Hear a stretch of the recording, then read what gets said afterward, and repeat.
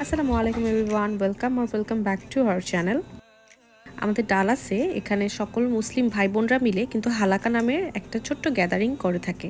And এটা আমি শুনতাম যখন বাংলাদেশে ছিলাম, বিশাল প্রায় বলতো যে সবাই একসাথে হয়, নামাজ পড়ে, কোরআন শরীফের বিভিন্ন সূরার ভার্স নিয়ে আলোচনা করে, একসাথে খাওয়া দাওয়া করে।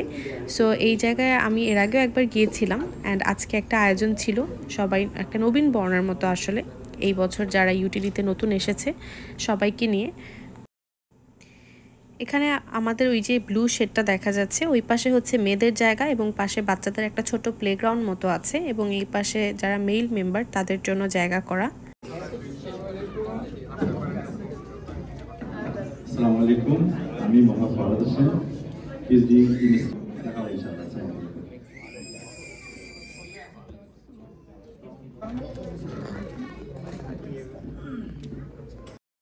এখানে ফুল দিয়ে যারা এবার নতুন এসেছে তাদেরকে বরণ করে নেওয়া হচ্ছিল।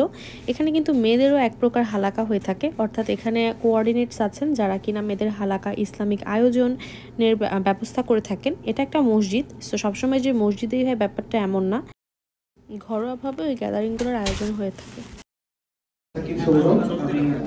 এই ফলে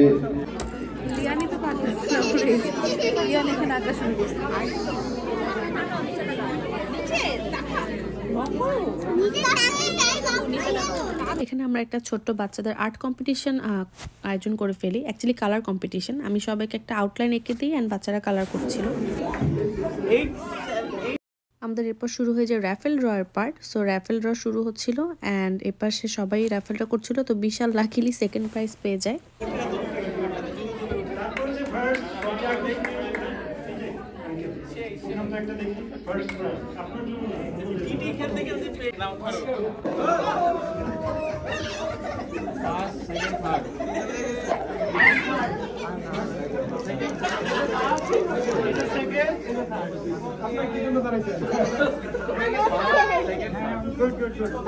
জিনিসটা কিন্তু আসলে পিকনিকের থেকে কম না। সো আমরা বাচ্চাদের বিভিন্ন দৌড় প্রতিযোগিতা, চকলেট দৌড়, সবকিছু হচ্ছিল একে।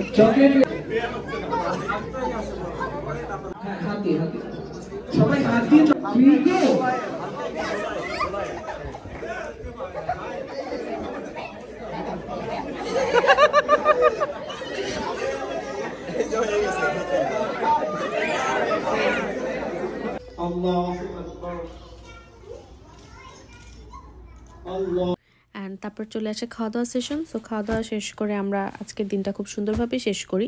এখানে আমাদের অনেক দিন আগের একটা ভিডিও ক্লিপ ছিল, সেটা হচ্ছে আমাদের খাটের ভিডিও। সো যেহেতু আমেরিকায় সেটা আমাদের ফার্স্ট খাট, সো এটা আমার জন্য একটা ইমোশনাল জায়গা। অ্যান্ড এটাও বলতে হয় যে লাইফের একটা প্রগ্রেস, কারণ বাংলাদেশে তো আসলে আব্বু আম্মুরা সব কিছু সাজিয়ে গুছিয়ে আমাদেরকে বড় করেছে। সো এখানে মজার যেটা জিনিস, ফার্স্ট একটা এক্সপিরিয়েন্স, সেটা হচ্ছে আমি আর বিশাল মিলে প্রথম এই খাট লাগাই, ম্যানুয়াল দেখে, ইউটিউব ভিডিওস দেখে। অ্যান্ড এখানে নর্মালি আসলে যে যার খাট নিজেই লাগায়। খাটের সব পার্টসগুলো এখানে ভিতরে চলে আসে, যেমন এরকম ছোটো ছোটো বক্সে, যেমন এটা ছিল পায়া, 4টা পায়া। অ্যান্ড এগুলোকে সব নিজেরা একদম নিজ হাতে সেট আপ করতে হয়। সো আমি ফ্রেমিং দেখাচ্ছি and here is the final look. And এখানে এসে দেখা যায় নিজের রান্নাঘর, নিজের সংসারে যে ফুড এক্সপেরিমেন্টটা হয়, এটা আসলে আমি কোনোদিনও বাংলাদেশ থেকে আসার আগে ভাবি নাই যে এসে এত পরিমাণ ফুড এক্সপেরিমেন্ট করব। সো কি মনে করে আমি পাস্তা অ্যান্ড বিশাল হচ্ছে বেগুনি, দেন মিষ্টি কুমড়া দিয়ে মিষ্টি কুমড়ানি বানানো শুরু করে দিল।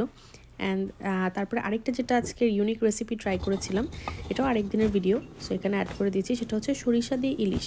সো এখানে সরিষা কিনতে পাওয়া যায়, বাট সরিষা বাটা ছিল না। সো সরিষাটা আমরা হামানদিস্তায় বেটে নিই, কাঁচামরিচের পেস্ট দিয়ে, দেন গার্লিক জিঞ্জার পেস্ট দিয়ে একদম কাঁচামরিচের ফ্লেভারে যে একটা ভাপা ইলিশ তৈরি করা হয় সরিষার তেল দিয়ে। সো সেই মেনুটা ট্রাই করেছি আমরা এখানে।